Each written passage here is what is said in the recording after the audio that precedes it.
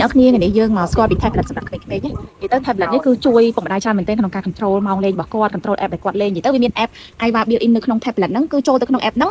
ក្មេងៗគឺអាចលេងបានតែតាក់ទងជាមួយនឹង education game អូខេហើយអ្នកគ្នាអាចដាក់ password ទៀតអញ្ចឹងអ្នកគ្នាអាច control app អាច control ម៉ោងគាត់លេងអញ្ចឹងអ្នកគ្នាឃើញស្រាប់នេះ app ទាំងអស់នេះគឺជា app តាក់ទងមួយ education មានតាំងពី STEM មានតាំងពី ABC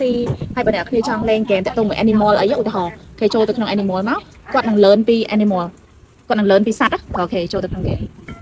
សត្វតែជា education game ទាំងអស់អត់មានតាក់ទងមួយការគាត់ចេះតែមើលអីតាមតែចិត្តបានណាអូខេដល់នេះគាត់ដើរមកគាត់ lion គេប្រាប់ថាហ្នឹងជាសត្វ lion សត្វតោហើយគេបរៀនឲ្យគាត់ចេះ spell ហ្នឹងមិនដើរតទៅមុខទៀតចឹងទៅ application នៅក្នុងហ្នឹងគឺសិតតែជា education application គឺសិតតែជាកម្មវិធីសម្រាប់អប់រំក្មេងៗហ្មងហើយជា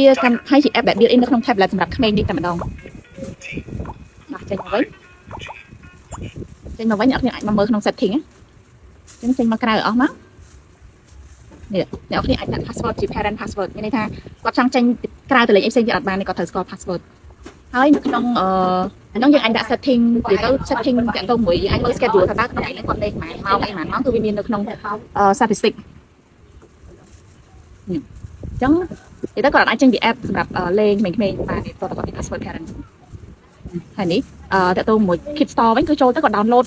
app ដែលគាត់ download បានទាំងអស់គឺ app ដែលតាក់ទងជាមួយការអប់រំទាំងអស់អ្នកគ្នាអញ្ចឹងគាត់អត់អាចមើលអីប្រេះប្រាស់តាមតែចិត្តបានអូខេ